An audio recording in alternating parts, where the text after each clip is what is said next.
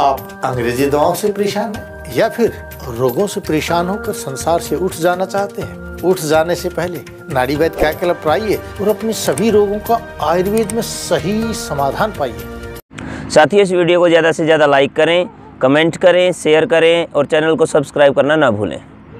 दयानंद के चरणों में समर्पित कर अपने तपस्वी जीवन को सन्यास के रूप में दीक्षित कर नए सन्यासी बने स्वामी आदित्यवेश जी, हमारे नेता, हमारी संस्था के, आर्य समाज के मार्गदर्शक आदरणीय बाबू आनंद कुमार जी, उपस्थित आर्य सज्जनों, श्रद्धामयी मातृशक्ति, नौजवान भाई और प्यारे बच्चों, सायकालीन इस सत्र में बहुत ही महत्वपूर्ण विषय आपके समक्ष निश्चित किया हुआ है और उस विषय को श्रद्धेय आचार्य जी ने आपके सामने अपने साहित्य और अलंकार के साथ जोड़ते हुए अपनी शैली में, जो उनकी अद्भुत शैली पूरे आर्य जगत के विद्वानों में सबसे विशिष्ट है, उसमें आपके समक्ष उन्होंने रखा है। मैं बैठा हुआ सोच रहा था कि जब आर्य समाज के बारे में हम जानना चाहते हैं तो ये आवश्यक है कि उस आर्य समाज को बनाने वाले महर्षि दयानंद सरस्वती के बारे में भी हमको जानना चाहिए। ऋषि दयानंद का जीवन यदि हम जान लेते हैं तो हमें उसके साथ साथ आर्य समाज की पहचान भी अपने आप होती चली जाती है।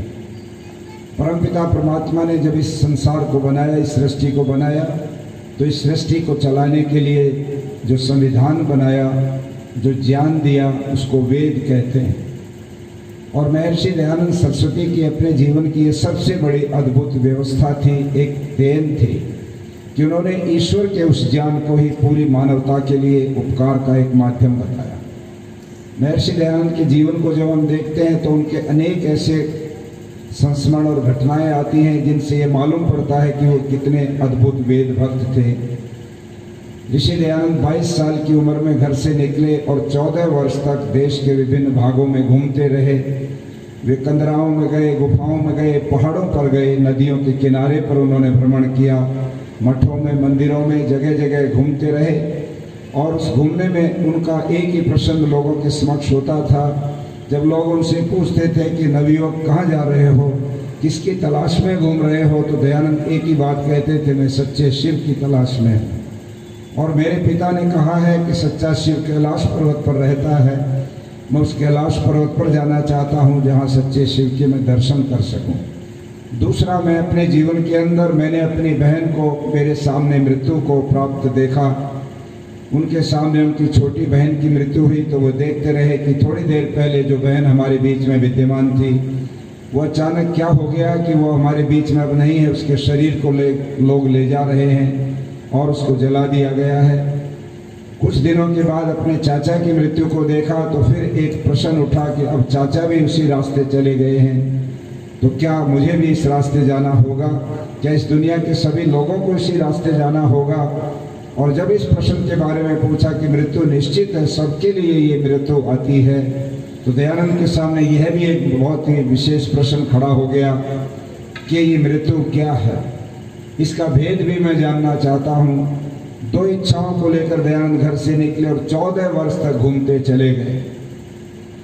36 वर्ष की उम्र में स्वामी दयानंद स्वामी विरजानंद के आश्रम में मथुरा पहुँचे और उनके साथ लगभग 2.5 वर्ष तक उन्होंने अपनी शिक्षा प्राप्त की। इतने ऊंचे प्रतिभाशाली थे दयानंद के 2.5 वर्ष में उन्होंने भाष्य, अष्टाध्यायी, महाभाष्य और निरुक्त आदि जो व्याकरण के ग्रंथ थे वो पढ़ डाले। और जिस समय वो पढ़ने के बाद स्वामी विरजानंद जी के समक्ष कुछ थोड़ी सी लौंग लेकर के उपस्थित हुए। उन्होंने कहा, गुरुजी आपने मेरी शिक्षा पूरी की है, मैं आपके सम्मान में कुछ दक्षिणा स्वरूप आपकी सबसे प्रिय वस्तु लौंग देना चाहता हूँ। स्वामी दयानंद जी प्रतिदिन देखते थे स्वामी विरजानंद के शरीर में वायु का रोग था और वात रोग में लौंग का जो सेवन है, लौंग का प्रयोग करना लाभकारी होता है, वात को समाप्त करता है। यह जानकर के स्वामी दयानंद जी शेर भर लौंग लाए और स्वामी विरजानंद जी के समक्ष रख के कहने लगे, मेरी ये तुझ सी भेंट स्वीकार करो गुरुदेव और मुझे आज्ञा दो, मेरी शिक्षा पूरी हो गई है, मैं अब कार्य क्षेत्र में जाना चाहता हूँ। स्वामी विरजानंद जी जब ये सुना कि एक सेर लौंग लाए हैं दक्षिणा के रूप, तो उन्होंने उल्टा प्रश्न किया, दयानंद तुम बड़े स्वार्थी निकले, इतनी बड़ी आपको वेद की कुंजी दे दी है जिससे वेद के गूढ़ अर्थों को, मंत्रों को तुम उनके भीतर तक, उन मंत्रों की आत्मा तक पहुंच सकते हो, उस अर्थ को समझ सकते हो, और उसके बदले में एक सेर लौंग दे करके इतिश्री करना चाहते हो। जब ये बात कही तो स्वामी दयानंद जी थोड़े से एक गंभीर होकर के सोचने लगे कि शायद गुरुदेव ये कह रहे हैं कि लौंग तुम एक सेर लाए हो, ये तो थोड़ी है। किंतु महर्षि दयानंद ये नहीं समझ पाए कि गुरु विरजानंद कह क्या रहे हैं। जब उन्होंने ये बात कही तो कहने लगे, गुरुदेव आपको तो पता है जब मैं आपके इस विद्यालय में पढ़ने के लिए आया था तो आपने मुझे कहा था कि यहाँ भोजन की व्यवस्था नहीं होती है, यहाँ पढ़ने वाले विद्यार्थियों को भोजन की व्यवस्था स्वयं करनी होती है।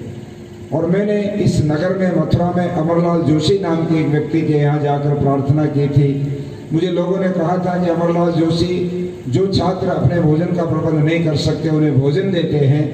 तो ये जानकर मैं उनके घर गया और जब मैंने उनसे प्रार्थना की, प्रस्ताव रखा, तो उन्होंने तुरंत ये कहा कि निश्चिंत होकर पढ़ाई करो, तुम्हारे भोजन की व्यवस्था मैं अपने घर से करूँगा। और निरंतर 2.5 वर्ष तक उन्हीं के भोजन से मैं यहाँ पर पढ़ता रहा, भोजन मुझे वहाँ से मिल जाता था।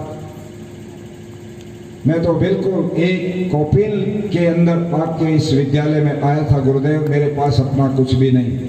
जब मैं घर से निकला मेरे कानों में सोने के आभूषण थे, मेरे गले में और हाथों में सोने के आभूषण थे, मेरे शरीर के ऊपर मलमल और मखमल के बहुत ही बेशकीमती वस्त्र थे। किंतु जिस मठ और मंदिर में मैं गया वहाँ पर बैठे हुए वे लोग जो नशा करते थे, सुल्फा और गांजा पीते थे, वो प्रश्न करते थे, नौजवान बड़े सुंदर लगते हो, इतने महंगे कपड़े और ये सोने के आभूषण पहने हो और तुम कहाँ जा रहे हो, क्या चाहते हो। जब वो कहते कि मैं शिव के दर्शन करना चाहता हूँ तो वो हंस करके कहते, अरे शिव के दर्शन करना चाहते हो और इतने आभूषण और इतने महंगे कपड़े पहने हो। शिव तो दर्शन उनको देते हैं जो त्याग करते हैं, पहले इन चीज़ों का त्याग करो तब तुम्हें शिव दर्शन देंगे। मैंने तो पहले ही बात में जब उन्होंने ये कहा तो मैंने अपने आभूषण भी उतार दिए, वस्त्र भी उनको उतार करके सौंप दिए और मैं एक कोपेन में जंगलों के अंदर भी घूमता रहा। सर्दी की ठिठुरती रातों में भी उसी कोपेन के अंदर बिना वस्त्र के मैं बर्फ के ऊपर सोता रहा और सब जगह मैं इस प्रकार से रहा, मेरे पास अपना तो कुछ भी नहीं। तब स्वामी विरजानंद ने कहा, दयानंद तुम मेरी बात को समझे नहीं, मैं तुम्हें ये नहीं कहता कि तुम्हारी लौंग कम है और इसको और बढ़ा करके लाओ। मैं ये जानता हूँ कि तुम्हारे पास जो चीज़ है, जो वस्तु है, वो अमरलाल जोशी जी के घर में नहीं होगी, वो मथुरा के किसी बाजार के अंदर दुकान पर भी खरीदने से नहीं मिलेगी, वो इस विद्यालय में पढ़ने वाले जितने विद्यार्थी हैं उनके पास भी नहीं है। तुम्हारे पास जो विद्या है, तुम्हारे पास जो बुद्धि और प्रतिभा है, जो ऊहा है, वो और किसी के पास नहीं है। मैं चाहता हूँ कि तुम अपना जीवन वेद के प्रचार और प्रसार के लिए समर्पित कर दो, इससे बड़ी दक्षिणा तुम्हारी और कोई नहीं हो सकती। उस समय दयानंद सरस्वती ने अपने गुरु के चरणों में मस्तक रख करके कहा था, गुरुदेव जो आपका आदेश है वो शिरोधारी है और मैं इसी को लेकर के समाज के अंदर काम करूंगा। अपने गुरु से ये दीक्षा लेकर के, ये प्रेरणा लेकर के, ये संकल्प लेकर के दयानंद निकले और आप इतिहास पढ़े, उनके जीवन को पढ़े, उनके सामने वेद के विरुद्ध मान्यताओं को स्वीकार करने के कई प्रस्ताव आए। जब उन्होंने आर्य समाज की स्थापना करने का मन बनाया तो कलकत्ते में थे जहाँ पर ब्रह्म समाज बहुत प्रभावशाली समाज था और उस ब्रह्म समाज के नेता केशव चंद्र सेन होते थे जो स्वामी दयानंद के बहुत ही अच्छे भक्त भी थे, उनके मित्र भी थे। उनको जब मालूम पड़ा कि दयानंद सरस्वती कोई नया संगठन बनाना चाहते हैं, कोई समाज बनाना चाहते हैं, तो स्वामी दयानंद जी से वो मिलने आए और मिल करके कहने लगे, महाराज मुझे मालूम पड़ा है कि आप कोई नया समाज बनाना चाहते हो, मैं आपसे निवेदन करूंगा नया समाज बनाने का बखेड़ा अपने जिम्मे क्यों लेना चाहते हो। यदि समाज ही बनाना है, आप जो बातें प्रचार प्रसार करते हो वो अगर चलाना है तो हम आपको ब्रह्म समाज दे देते हैं। इसके जितने भी हजारों अनुयायी हैं वो आपके अनुयायी बनेंगे। इसका जो मुख्यालय है, कार्यालय है, ये आपको मिल जाएगा। आज भी अगर आप जाकर देखेंगे विधान सरणी पर लगभग 4 मंजिला बहुत शानदार भवन है, उस ब्रह्म समाज का मुख्यालय है। और जो बैंक में उस समय धन भी जमा रहा होगा, सब प्रस्ताव स्वामी दयानंद के सामने केशव चंद्र सेन ने रखा और कहा कि नया संगठन बनाने के बदले इसी को आप अपना लो और इसी संगठन को चलाने का निर्णय ले लो। स्वामी दयानंद जी ने उनसे एक प्रश्न पूछा कि ये सब कुछ करने के पीछे तुम्हारी कोई शर्त भी है क्या? जब ये प्रश्न पूछा तो केशव चंद्र सेन ने कहा, हाँ, एक छोटी सी शर्त है। यदि उस शर्त को आप स्वीकार कर लेते हैं तो उसके पश्चात और कोई शर्त हमारी नहीं, हम पूरी तरह से मनसा वाचा कर्मणा आपके अनुयायी, आपके शिष्य बनकर आपके कार्य को आगे बढ़ाना चाहेंगे। उन्होंने कहा, शर्त क्या है? तो केशव चंद्र सेन ने बहुत छोटी सी बात कही कि स्वामी जी, आप वेदों को अपौरुषेय मत मानो, वेद को अपौरुषेय मत मानो, अर्थात इसको ईश्वरीय ज्ञान मत मानो। आप ये मानो कि ये ऋषियों के द्वारा बनाए गए मंत्र हैं, ये ऋषियों के द्वारा बनाए गए वेद हैं, ये परमात्मा का ज्ञान नहीं है। इस बात को स्वीकार कर लो। उसके पश्चात जो आपको प्रचार करना है वो हमको भी स्वीकार्य है, क्योंकि बहुत सारे विचार के जो ब्रह्म समाज में थे वो स्वामी दयानंद जी की बातों के अनुकूल भी थे और विशेष रूप से सामाजिक कुरीतियों के विरुद्ध वो महर्षि दयानंद के समर्थक थे। किंतु जब ये बात कही कि वेद को अपौरुषेय मत मानो, तो स्वामी दयानंद ने कहा, केशव चंद्र सेन, तुम बड़े चालाक और बड़े वैसे निकले, मैं तो तुमको अपना मित्र भी मानता हूँ और तुम्हें बहुत आत्मीयता से देखता हूँ, किंतु तुम तो मुझे मेरे गुरु को दिए गए जो एक आश्वासन है, जो प्रतिज्ञा है, तुम उसी को तोड़वाना चाहते हो। मैं इस विचार को स्वीकार नहीं कर सकता, क्योंकि यदि मैंने वेद को अपौरुषेय नहीं माना, उसको मनुष्यकृत ज्ञान मान लिया, तो सारी की सारी मेरी फिलॉसफी, सारा का सारा मेरा कार्य और जो मेरे मन में विचारधारा वो सारी की सारी ध्वस्त हो जाएगी, उसका कोई भी आधार नहीं बचेगा। वेद मनुष्य का ज्ञान नहीं हो सकता, वो ईश्वर का ज्ञान है, और इसलिए आपका प्रस्ताव मुझे स्वीकार नहीं है। स्वामी दयानंद जी इसके बाद बॉम्बे पहुंचे और वहां पर भी एक संगठन होता था जिसका नाम था प्रार्थना समाज। उन्होंने भी यही प्रस्ताव रखा। लेडी एनी बेसेंट और बहुत सारे और लोग जो उस संगठन को चलाते थे, उन्होंने स्वामी दयानंद से कहा, नया संगठन क्यों बनाते हो महाराज, आप प्रार्थना समाज ले लो और इसी को चला लो, किंतु हमारी भी एक छोटी सी शर्त है, उसको मान लो। और वो शर्त क्या है कि आप वेद को अपौरुषेय मत मानो। स्वामी जी ने इस प्रस्ताव को भी ठुकरा दिया और बात यही नहीं ठहरी। जब वो महाराणा उदयपुर के यहाँ पर पहुंचे थे, तो आप सभी जानते हैं उस घटना को कि महाराणा उदयपुर ने भी एक प्रस्ताव उनके सामने रखे और वो प्रस्ताव पूरे राज परिवार का था, मेवाड़ के राज्य परिवार का प्रस्ताव कि एक लिंग की जो गद्दी है महाराज, उसका महंत जो होता है वो हमारे राज परिवार का गुरु होता है। हम सब ने ये सर्वसम्मत निर्णय लिया है कि हमारी एक लिंग की गद्दी का जो महंत का जो पद है वो हम स्वामी दयानंद जी को देना चाहते हैं। आप उस गद्दी के महंत बन जाओ और वहां बैठ करके आप अपने कार्य को करो। जो भी आप प्रचार प्रसार करते हैं उस गद्दी में बैठो, वहाँ पर बहुत धन चढ़ावे रूप में आता है, लोग भेंटें देते हैं, पैसा देते हैं, वो सब आपको मिलेगा और उससे आप अपना प्रचार प्रसार करते रहना। केवल एक छोटी सी शर्त है, उसको स्वीकार कर लो। स्वामी दयानंद जी ने गंभीर होकर के पूछा, राजा आप वो शर्त भी बता दो ताकि मैं अपने विचार को आपके सामने प्रस्तुत कर सकूं। महाराणा उदयपुर ने कहा, महाराज एक छोटी सी शर्त इतनी सी है कि आप ये प्रचारित मत करो, ये दावा मत करो कि परमात्मा की प्रतिमा नहीं बन सकती। आप ये स्वीकार कर लो कि परमात्मा अवतार भी ले सकता है, परमात्मा की प्रतिमा भी हो सकती है, उसकी पूजा भी हो सकती है, करनी चाहिए। आप प्रतिमा की पूजा का विरोध न करें। जब ये बात कही तो महर्षि दयानंद गंभीर हो गए, बोले नहीं। राणा ने फिर पूछा, स्वामी जी आपने मेरे इस शंका का उत्तर नहीं दिया, जो शर्त रखी है इसका उत्तर नहीं दिया। आप बताओ क्या आपको मेरा प्रस्ताव स्वीकार है?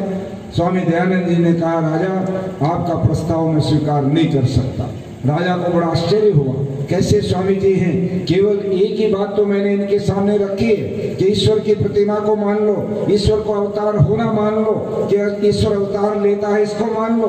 तब राजा ने कहा, स्वामी जी प्रस्ताव बहुत बड़ा रखा है, करोड़ों रुपए आपके पास आएगा, आप इस राज परिवार के गुरु बन जाओगे, किंतु केवल इतनी सी बात पर आप इसको मना कर रहे हो। सोच लो, आपको ऐसा प्रस्ताव रखने वाला दूसरा कोई भी व्यक्ति नहीं मिलेगा। जब ये बात कही तो ऋषि दयानंद भी गंभीर होकर के कहने लगे, राजा मैं जानता हूँ ऐसा प्रस्ताव शायद और कोई न रखे, किंतु अटक से कटक तक, कन्याकुमारी से कश्मीर तक आप भी घूमते रह जाना। दयानंद के सिवाय ऐसे प्रस्ताव को ठोकर मारने वाला भी और कोई दूसरा आपको नहीं मिलेगा। ये बात ऋषि दयानंद ने वेद के प्रति अपनी निष्ठा का परिचय देते हुए कही। और मैं वो बात जरूर यहाँ पर निर्देश रूप में एक सूचना के रूप में देना चाहता हूँ कि जब उनके शास्त्रार्थ बनारस के अंदर हुए, वहाँ के राजा ईश्वरी प्रसाद नारायण जो वहाँ के अध्यक्ष थे, जिसमें शास्त्रार्थ हुआ, उनके सामने बहुत बड़े बड़े विद्वान जो बनारस के माने हुए विद्वान थे, विशुद्धानंद थे, बाल शास्त्री थे और बड़े बड़े दिग्गज थे, वे एक तरफ थे और दूसरी तरफ अकेले दयानंद थे। और शास्त्रार्थ हुआ और शाम तक शास्त्रार्थ होते होते जब वो जो दूसरे पंडित थे वो निरुत्तर हो गए तो उनको और कुछ नहीं सूझा, हल्ला बोल करके, शोर करके और दयानंद के खिलाफ पथराव और एकदम धुआंधार उसके ऊपर रेत और पत्थर फेंकने शुरू कर दिए और कहना शुरू कर दिया दयानंद हार गया है, दयानंद हार गया है। किंतु राजा ये सब कुछ देख रहा था। राजा को बड़ा आश्चर्य हुआ कि जिन विद्वानों के कारण से मैं बड़ा अहंकार में था कि मेरी इस काशी नगरी में सारी विद्या भरी पड़ी है और मेरे पास ऐसे विद्वान हैं जिनके सामने दुनिया का कोई विद्वान ठहर नहीं सकता है, परंतु आज मैं देख रहा हूँ ये अद्भुत विद्वान जो एक लंगोटी में अकेला बिना किसी पुस्तक के सहारे से, और ये तो सारे के सारे अपने सामने बड़े बड़े पुस्तक और ग्रंथ लगाए बैठे हैं और 28 लोग हैं, ये आपस में सलाह भी करते हैं, इनके पास एक इस स्वामी का कोई उत्तर नहीं मिलता, ये कैसे विद्वान हैं। वो आश्चर्य में पड़ गए। किंतु जब दूसरी बार दयानंद सरस्वती बनारस के अंदर आए, फिर शास्त्रार्थ हुआ तो राजा ईश्वरी प्रसाद नारायण दूसरे शास्त्रार्थ के बाद घोषित रूप से उन्होंने कह दिया कि मैं स्वामी दयानंद को अपना गुरु स्वीकार करता हूं, क्योंकि इनके सामने, इनकी विद्या के सामने मेरे इस राज्य का एक भी विद्वान पंडित ठहर नहीं पाता। तो ऐसे विद्वानों को मैं अपने राज्य के अंदर इस व्यवस्था में रख करके क्या करूंगा। जब दयानंद उनके गुरु बन गए तो पूरी नगरी में हड़कंप मच गया। हजारों लोग महर्षि दयानंद के शिष्य बनने लगे। तब वो विद्वान पंडित इकट्ठे हुए और इकट्ठे होकर के उन्होंने विचार किया कि हम सब लोग एक बार महर्षि दयानंद के पास चलें, उन्हीं से निवेदन करें, महाराज हमारे ऊपर कृपा कर दो, आपने हमें हरा तो दिया किंतु आप हमें इस नगरी से भी निकाल करके छोड़ोगे क्या, हम कहाँ जाएंगे। राजा भी आपका शिष्य बन गया, यहाँ की नगरी के लोग भी आपके शिष्य बन गए, आप हमारे ऊपर तो थोड़ी कृपा कर दो। जब ये बात आई तो वो सारे पंडित स्वामी दयानंद के पास गए जहाँ पर उनका निवास था और वहां जाकर के कहने लगे, महाराज हम आपके शास्त्रार्थ में हार गए, हम हार स्वीकार कर चुके हैं और यहाँ भी वो हार स्वीकार करने आए हैं। हम आपके सामने नतमस्तक हैं, आप अद्भुत विद्वान हो, आपके पांडित्य के सामने हम नहीं ठहरते और ये भी हम मानते हैं कि राजा भी आपका अनुयायी बन गया, किंतु आपसे हम एक निवेदन करते हैं, हमें अपने आप शिष्य बना लो और हमें भी इस नगर में रहने के लिए थोड़ी सी हमें शक्ति दो। स्वामी दयानंद ने कहा कि हम और आप मिलकर के वेद का प्रचार प्रसार करेंगे, जो वेद विरुद्ध मान्यताएं उनको छोड़ करके वेद के अनुयायी बनो, क्यों नहीं आप और हम सब मिलकर के आगे काम करेंगे। जब ये बात कही तो पंडित लोगों ने फिर थोड़ा सा दयानंद सरस्वती को अपनी प्रतिज्ञा से थोड़ा सा हटाने का, डिगाने का प्रयत्न शुरू किया और वो कहने लगे, हम महाराज 2 प्रस्ताव और आपके सामने लेकर आए हैं, उनको भी आप स्वीकार कर लें। उन्होंने पहला प्रस्ताव रखा, महाराज हम एक मंदिर बनाना चाहते हैं यहाँ इस काशी में, जिस मंदिर में महर्षि दयानंद की मूर्ति लगाना चाहते हैं। उस मूर्ति को लोग आएंगे, उसकी पूजा करेंगे, उस पर भेंटे चढ़ाएंगे, प्रसाद चढ़ाएंगे, फूल चढ़ाएंगे, फल चढ़ाएंगे और दयानंद जो है वो पूजा जाएगा। आपकी पूजा हम करवाना चाहते हैं, आप मूर्ति मंदिर में लगाने की हमको इजाजत दे दो। दूसरा प्रस्ताव ये है कि हम इस धरती के ऊपर जितने अवतार हुए हैं उनमें सबसे आखिरी अवतार हम दयानंद को घोषित करना चाहते हैं और बनारस में घोषित की हुई बात सारे देश के अंदर लागू हो जाती है, आप इसकी भी हमको इजाजत दे दो। तब स्वामी दयानंद हंसकर कहने लगे, पंडितों, विद्वानों, तुम तो फिर वापस अज्ञान के उस गड्ढे में जाकर के खड़े हो गए जहां से मैं तुम्हें निकालना चाहता था। फिर तुम मुझे उसी वेद की मान्यताओं के विपरीत ले जाने के लिए इस तरह के ये हल्के प्रस्ताव मेरे सामने ला रहे हो। अरे मैंने तो अपने गुरु को ये प्रतिज्ञा ली हुई है कि मैं वेद के विरुद्ध, मान्यताओं के विरुद्ध कोई भी कार्य नहीं करूंगा, चाहे मेरे सामने बड़े से बड़ा प्रस्ताव भी आ जाए तो भी मैं पीछे नहीं हटूंगा। दयानंद सरस्वती की वेद के ऊपर जो निष्ठा और ये श्रद्धा है, वेद के ऊपर जो उनकी प्रतिष्ठा है, ये है जो असली चीज जो पूरी दुनिया के अंदर उनको अलग करती है। एक बात बड़ी विनम्रता से मैं कहना चाहता हूँ, पूरे विश्व के अंदर 8 सेमेटिक रिलीजन्स हैं। उन 8 सेमेटिक रिलीजन्स में 5 रिलीजन भारत से बाहर की धरती पर जिनका जन्म हुआ है और 3 सेमेटिक रिलीजन भारत के अंदर जन्म हुआ है। इन 8 के 8 जो रिलीजन अर्थात संप्रदाय और मजहब और मत हैं, इनका अपना इतिहास 4000 साल का है। 4000 साल पहले पारसी मत बना, 3500 साल पहले यहूदी मत बना, 2600 साल पहले बौद्ध मत बना, 2500 साल पहले जैन मत बना और 2000 साल पहले ईसाई मत बना, 1450 से कुछ वर्ष पहले इस्लाम मत बना और उसके पश्चात सिख मत बना, अभी 200 वर्ष पहले बहाई मत। अफगानिस्तान के अंदर बहाउल्ला खान नाम के एक व्यक्ति ने एक नया मत और खड़ा किया। ये 8 मत हैं, किंतु इनका इतिहास 4000 साल पहले, मैं बहुत विनम्रता से कहना चाहता हूँ, 4000 साल पहले पीछे क्या था? कौन सी वो विचारधारा थी जो दुनिया के लोग जिसको मानते थे? कौन सी वो दर्शन और फिलोसफी थी जिसके ऊपर लोग चलते थे? और मैं स्पष्ट रूप से यहाँ पर कहना चाहूंगा, महर्षि दयानंद ने सत्यार प्रकाश और ऋग्वेद आदि भाष्य भूमिका में स्पष्ट किया, ब्रह्मा से लेके जैमिनी पर्यंत कौन थे ब्रह्मा? ब्रह्मा वे थे जिनको चारों ऋषियों ने, अग्नि, वायु, आदित्य और अंगिरा ने ब्रह्मा जी को चारों वेदों का ज्ञान जब दे दिया श्रुति रूप में, तो ब्रह्मा जी ने और ऋषियों को एकत्रित करके उस ज्ञान को सब में बांटा श्रुति रूप में। फिर उन ऋषियों ने सारे के सारे लोग जो सृष्टि के प्रारंभ में पैदा हुए थे जन्म लेकर, उनमें बांटा और वो ज्ञान आगे बढ़ता चला गया। जहां जहां भी महाभारत तक इस धरती के ऊपर इंसान थे, उनमें वो वेद का ज्ञान सब जगह विद्यमान था। और उसका एक प्रमाण जरूर यहाँ पर दे देता हूँ ताकि उसकी पुष्टि हो जाए कि 4000 साल पहले जो मत बना है पारसी मत, उस पारसी मत के अंदर अगर आप देखेंगे, उनकी किताब का नाम है जंदा अवस्था।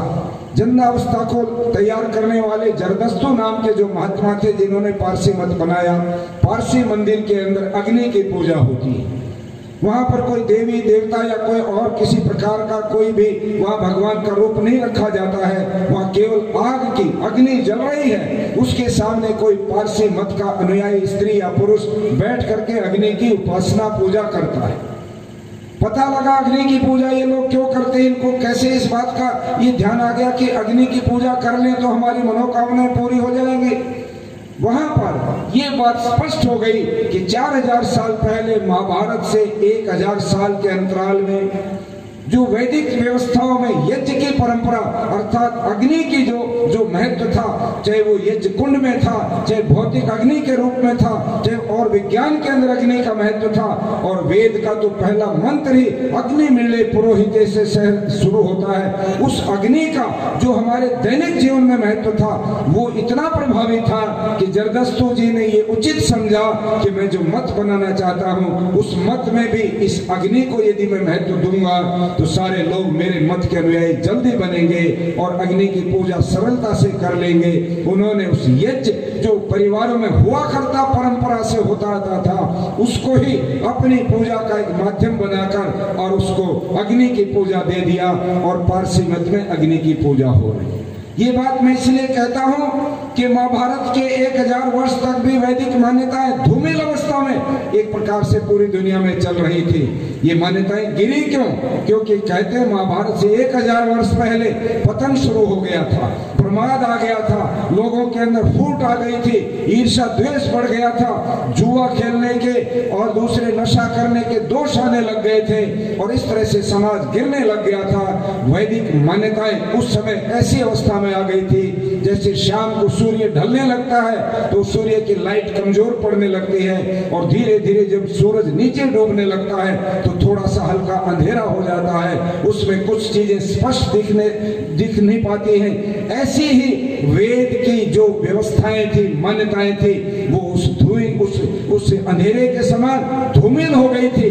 कुछ कुछ चल भी रही थी और बाकी सब लुप्त होती जाती थी। और उस 4000 साल के बाद पहले जब ये सारी मान्यताएं आई तो वेद की सारी मान्यताएं समाप्त होती चली गई। महर्षि दयानंद ने आने के बाद आर्य समाज जो बनाया, उसके पीछे सबसे बड़ा कारण यही था कि पूरे मानव समाज में जो वैदिक मान्यताएं लुप्त हो गई थी, चाहे धार्मिक समाज था, चाहे कोई सामाजिक सिस्टम था, चाहे राज्य की व्यवस्था थी, चाहे राष्ट्र की गुलामी थी, और चाहे स्त्रियों की स्थिति थी, दुनिया की आधी आबादी को पढ़ाई से वंचित रखा गया। जिस स्त्री को ज्ञानवान होना चाहिए, विदुषी होना चाहिए, उनको पढ़ने का अधिकार नहीं था, उनको विद्यालय में जाने का अधिकार नहीं था, उनको वेद मंत्र बोलने का, यज्ञोपवीत पहनने का, यज्ञ कराने का या किसी भी रूप में प्रतिष्ठा प्राप्त करने का अधिकार नहीं था। दयानंद ने जब ये देखा, यदि महिलाएं ज्ञान से पीछे रहेंगी तो इनके पेट से जन्म लेने वाली संतान कैसे योग्य बनेगी। ये माता निर्माता भाव की,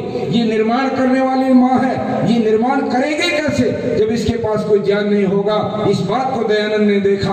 उसने छोटी उम्र में देवदासी बनाई जाने वाली महिलाओं को देखा कि लोग अंधश्रद्धा से मंदिर में जाकर के छोटी कन्या को और उसके मंदिर के जो देवता थे उसको चढ़ा देते थे और कहते थे कि आज से तुम इस मंदिर की हो गई हो।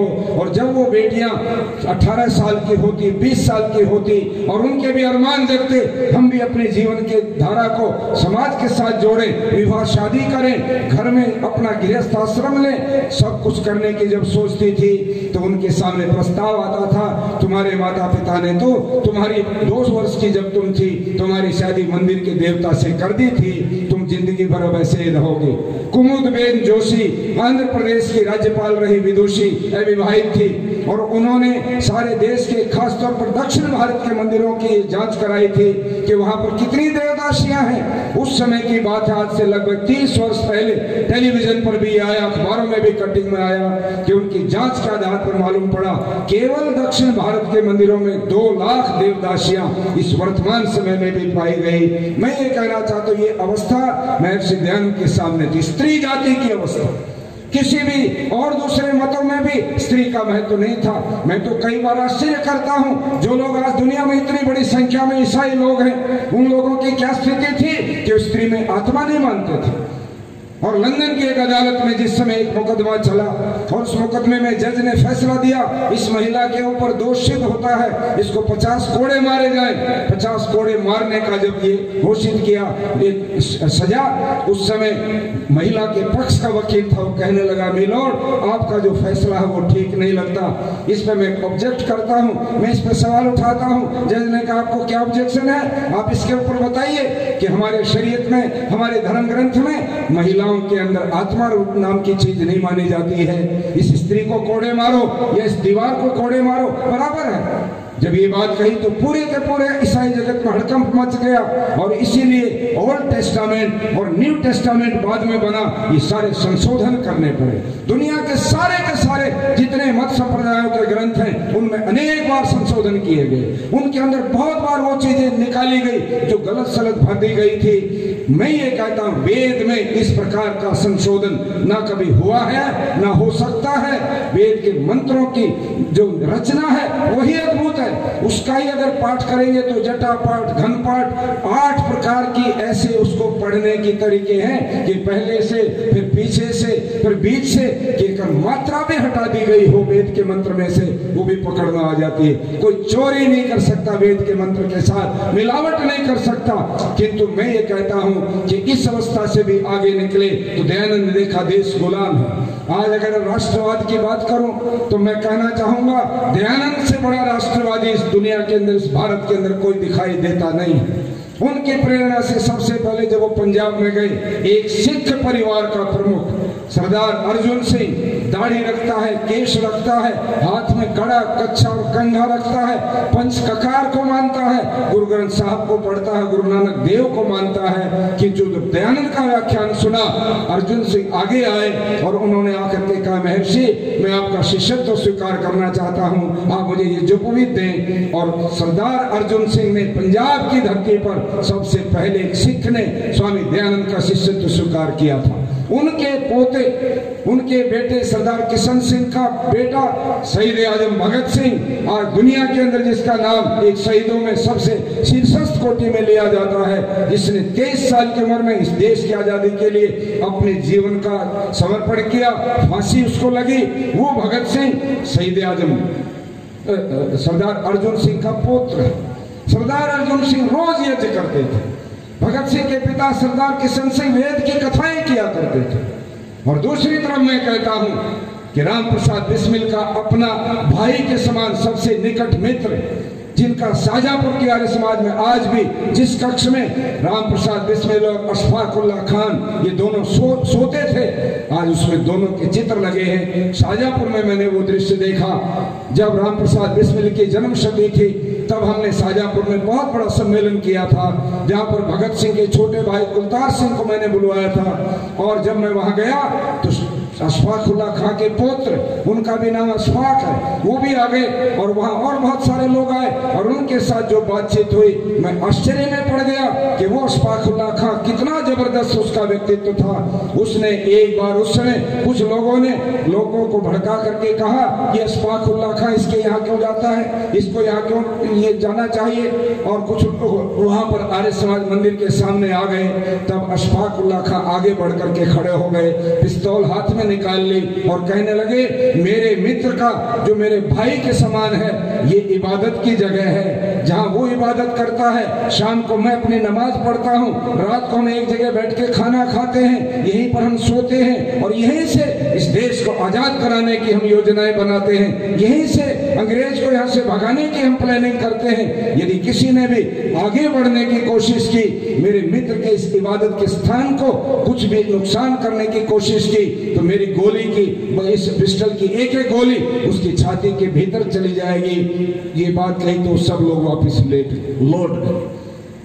आर्य समाज के इतिहास में मैं कहना चाहता हूँ, ये इतने अद्भुत दृष्टांत हैं। स्वामी श्रद्धानंद, आज बहुत सारे लोगों को भारत रत्न दिया जा रहा है। मैं इस मन से ये भी बात कहना चाहूंगा कि स्वामी श्रद्धानंद के जीवन को आप देख करके दृष्टि डाल करके देखिए। जलियांवाला बाग का कांड हुआ, सारे देश में शोक छा गया, खौफ छा गया, भय बैठ गया कि अब अंग्रेज पागल हो गया है, अब निहत्थी जनता को गोलियों से भून रहा है।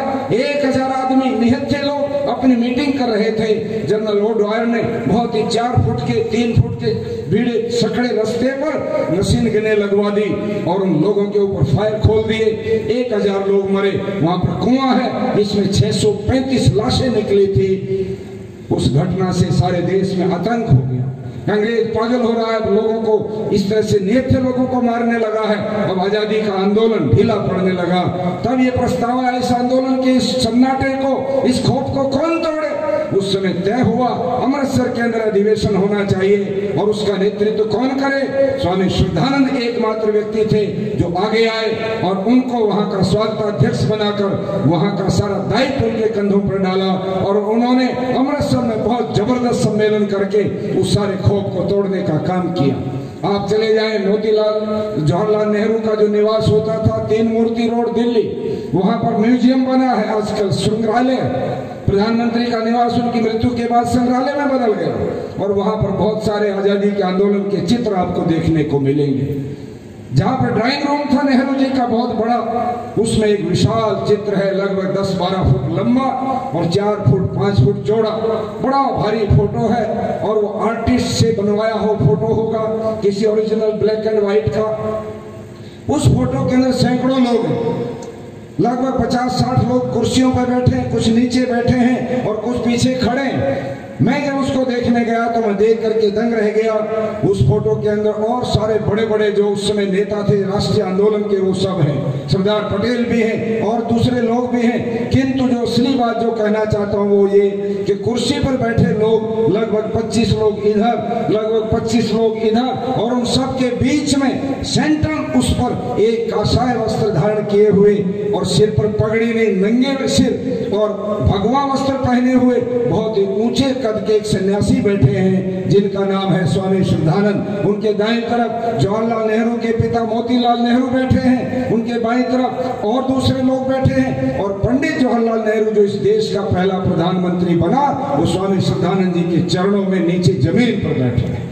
आप अंदाजा लगाइए स्वामी श्रद्धानंद का कद राष्ट्रीय आंदोलन में कितना ऊंचा था। क्या आज किसी को इस बात का पता है? यदि भारत रत्न मिलता है तो मैं मांग करता हूं इस मन से, स्वामी श्रद्धानंद ने इस भारत के अंदर सन्नाटे को तोड़ने का काम किया और उन्होंने ही सबसे पहला वो व्यक्ति था जिसको इस देश के मुसलमानों ने दिल्ली की जामा मस्जिद पर बुलवाया और मिंबर पर बैठ करके उनको आह्वान किया कि स्वामी जी आप इस मिंबर से अपना व्याख्यान दीजिए। मिंबर पता है कितना उनका पवित्र स्थान है, जहाँ पर उनका जो प्रमुख होता है, इमाम होता है, वो वहां से अपने निर्देश देता है, वो अपनी बात कहता है। उस स्थान पर दूसरा आदमी नहीं बैठता। कि ये गौरव, ये पद स्वामी श्रद्धानंद को भी प्राप्त हुआ था कि वहां से वो बोले और उन्होंने वेद का मंत्र बोल करके अपनी बात कही, सहनावतु सहना भवतु सहवीर्यम करवा वही, ये मंत्र बोला और फिर अपनी बात कही। स्वामी श्रद्धानंद जी की जब हत्या हुई, वो बात भी मैं जरूर यहाँ पर बता दूं कि उस समय गुवाहाटी में कांग्रेस का अधिवेशन था। पटना के रेलवे स्टेशन पर इंद्र विद्या वाचस्पति का तार गया गांधी जी के नाम। वहां के स्टेशन मास्टर ने रेल रोकी हुई थी, गांधी जी के कोच में जाकर के वो तार दे दिया और तार में लिखा था, आदरणीय महात्मा जी, पूज्य पिताजी की हत्या हो गई है, हम आगे क्या कदम उठाएं। इंद्र विद्या वाचस्पति। जब ये बात गांधी जी ने देखी, वो एकदम सत्ते में आ गए, सारे नेताओं को बुलवाया अपने कोच और बात करने लगे। अब इस पर क्या होगा, ये तो सांप्रदायिकता हो जाएगी, ये तो हिंदू मुसलमान हो जाएगा, इसको कैसे रोकें। उस समय गांधी जी ने सारे नेताओं के साथ तय किया कि अधिवेशन को स्थगित करके हम लोगों को दिल्ली भागना है और इस सारी स्थिति को संभालना है। जब वो वहां गए गुवाहाटी में और शोक प्रस्ताव पढ़े जाने लगे, उस समय जो भी कांग्रेस का अध्यक्ष था उसने बहुत सारे लोगों के शोक प्रस्ताव पढ़े जो पिछले अधिवेशन और इस अधिवेशन के बीच में दिवंगत हुए थे।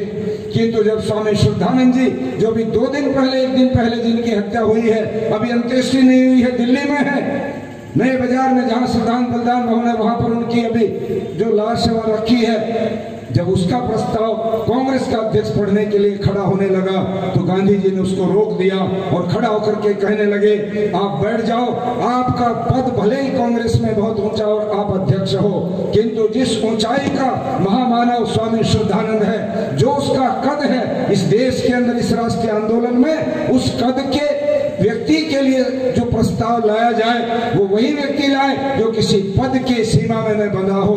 और ये प्रस्ताव स्वयं मैं रखना चाहता हूँ। महात्मा गांधी ने वो प्रस्ताव रखा और पूरी सभा में प्रस्ताव पास करके वहीं पर अधिवेशन समाप्त हो गया और सब लोग दिल्ली की तरफ चल पड़े। आप सोच के देखिए कि आर्य समाज का क्या जलवा था। आर्य समाज ने इस देश के अंदर सारे क्रांतिकारियों को दिया, जिसका भी आप नाम लेना चाहते हैं ले लीजिएगा। उनकी तैयारी, उनकी परवरिश आर्य समाज की भट्टी में हुई और इस देश को आजादी ला करके आर्य समाज ने सौंपी। आर्य समाज ने कोई किसी हिंदू मुसलमान के नाम पर लड़ाई नहीं लड़ी, किसी और जाति के नाम पर नहीं। देश आजाद होना चाहिए, इस देश में जो भी व्यक्ति रहता है वो सब आजाद होने चाहिए। हम अंग्रेज को यहाँ पर शासन नहीं करने देंगे। मेरे देश के जितने भी किसी भी मत का कोई व्यक्ति है, किसी भी जाति का कोई व्यक्ति है, छोटा है या बड़ा है, स्त्री है या पुरुष है, काला है या गोरा है, जो भी जैसे हैं, सब लोग मिलकर अपने देश की आजादी के लिए काम कर रहे हैं। ये बालों की समस्या से क्यों हो परेशान, बच्चा खाए या जवान, सबका इलाज होगा एक समान। सिर दर्द और कब्ज होंगे 3 दिन में छूमंतर, न जादू न टोना, है केवल आयुर्वेदिक तंत्र। नाड़ी वैद्य हूं मैं, आयुर्वेद का कमाल देखना।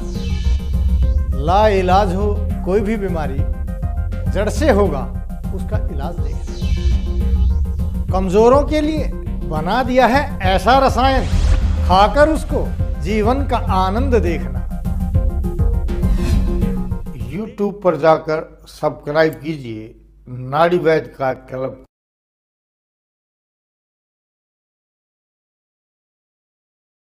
साथियों, इस वीडियो को ज़्यादा से ज़्यादा लाइक करें, कमेंट करें, शेयर करें और चैनल को सब्सक्राइब करना ना भूलें।